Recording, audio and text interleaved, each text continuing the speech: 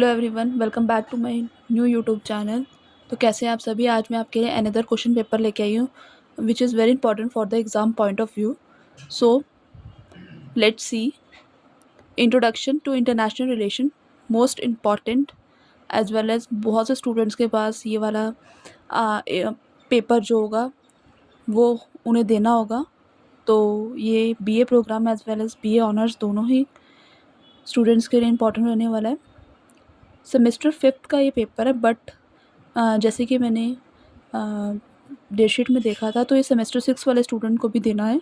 तो let's start. 90 marks का paper रहेगा और duration of exam is 3 hours. आपको आउट ऑफ 10 में से 5 क्वेश्चन अटैम्प्ट करने पड़ेंगे। तो रिसेंट ईयर का क्वेश्चन पेपर है ये, which is very helpful. Discuss the major elements that constitute the study of international relation. So exam का नाम ही यही है, सब्जेक्ट का नाम ही यही है, इंट्रोडक्शन टू इंटरनेशनल रिलेशन। तो सारे जितने भी क्वेश्चंस होंगे वो इसी से रिलेटेड होंगे। अंतर्राष्ट्रीय संबंधों के अध्ययन के प्रमुख तत्वों पर चर्चा करनी है। मेरी जितनी भी वीडियोज़ हैं मैंने उसमें आपको एक ही बात बताई है कि फर्स्ट स्टार्ट विद इंट्रो। अगर आपको नहीं भी इंट्रो नहीं समझ आ रहा है तो फिर भी आप इंट्रो से कुछ ना कुछ इसके बारे में रिलेटेड लिखिए, देन बॉडी एंड एंड में कंक्लूज़न ज़रूर लिखिए। कभी कभी जो एग्ज़ामिनर टीचर जो चेकिंग वाला होता है वो बिना पढ़े भी आपकी इंट्रो, बॉडी और कंक्लूज़न को देख के आपको मार्क्स दे देता है। So second question is, how did the behavioural revolution redefined the study of international relation during the second great debate। द्वितीय महान बहस के दौरान व्यवहारिक क्रांति अंतर्राष्ट्रीय संबंधों के अध्ययन को किस प्रकार पुनर्परिभाषित किया। Question number 3 is compare and contrast the classical realism and structural realism in IR. दोनों को कंपेयर करके बताना है, क्लासिक रियलिज्म को और स्ट्रक्चरल रियलिज्म को। How does Kenneth vaults theory transform the realist understanding of international politics. अंतर्राष्ट्रीय संबंध में परंपरागत यथार्थवाद और संरचनात्मक यथार्थवाद की तुलना और अंतर स्पष्ट कीजिए।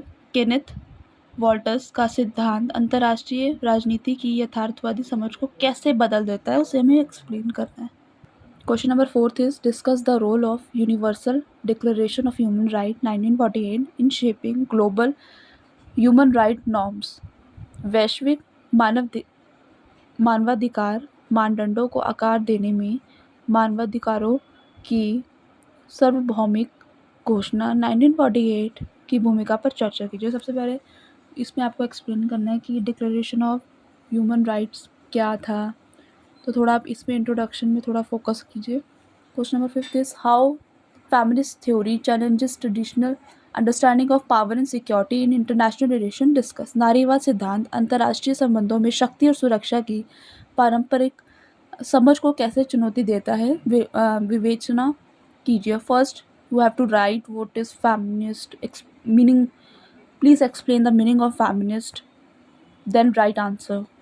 To what question number 6, to what content do global climate change negotiation reflect power imbalance between the global north and global south। वैश्विक जलवायु परिवर्तन वार्ता किस हद तक वैश्विक उत्तर और वैश्विक दक्षिण के बीच शक्ति असंतुलन को दर्शाती है। Question number 7 is, discuss the concept of state as the central actor in international relation। How has globalization challenged this notion। अंतर्राष्ट्रीय संबंधों में राज्य को केंद्रीय कर्ता मानने की अवधारणा पर चर्चा करनी है और वैश्विक के धारणा को किस प्रकार चुनौती देता है ये बताना है। Question number 8 is, war is a continuation of politics by other means। Critically analyze this statement by calls with in light of contemporary conflict। युद्ध अन्य तरीकों से राजनीति की निरंतरता है। समकालीन संघर्षों के प्रकाश में क्वालिविटस के इस कथन का आलोचनात्मक विश्लेषण कीजिए। Question number 9 is, what are non western perspective of international relation and why are they important for decolonising the IR discipline. अंतर्राष्ट्रीय संबंधों में गैर पश्चिमी दृष्टिकोण क्या है। अंतर्राष्ट्रीय संबंधों के उपनिवेशीकरण के लिए यह दृष्टिकोण क्यों महत्व है। And question number 10 is write short note of any two of the following. First is just war theory, न्यायपूर्ण युद्ध सिद्धांत. B is new liberalism institutionalism नव उदारवादी संस्थावाद. C is डिपेंडेंसी थ्योरी निर्भरता सिद्धांत. D is new liberal institutionalism नव उदारवादी संस्थागतवाद. तो ये जो 10 क्वेश्चन है ज़्यादा स्कोरिंग होता है क्योंकि इसमें आपको 2 करने होते हैं. ईच क्वेश्चन इज़ 18 मार्क्स और आपको कोई 5 क्वेश्चन अटैम्प्ट करने हैं. अगर आप मेरे चैनल पर पहली बार आए हैं तो लाइक और सब्सक्राइब करना ना भूलें और ज़्यादा से ज़्यादा शेयर करें ताकि ज़्यादा से ज़्यादा स्टूडेंट्स इसे PYQ को अच्छे से देख और समझ पाएँ और अपने एग्ज़ाम में अच्छा एग्ज़ाम कर पाएँ. Thank you to all. आज की वीडियो यहीं पे ख़त्म होती है. तो चलिए अगली वीडियो में मिलते हैं जिसमें मैं आपको अनदर न्यू क्वेश्चन पेपर के बारे में बताऊंगी. अगर आपको कोई भी क्वेरी है तो आप कमेंट सेक्शन बॉक्स पे अपनी क्वेरी लिख सकते हैं और अगर किसी को भी किसी भी प्रकार का नोट्स चाहिए तो आप कमेंट पे मुझे बताएं. Thank you.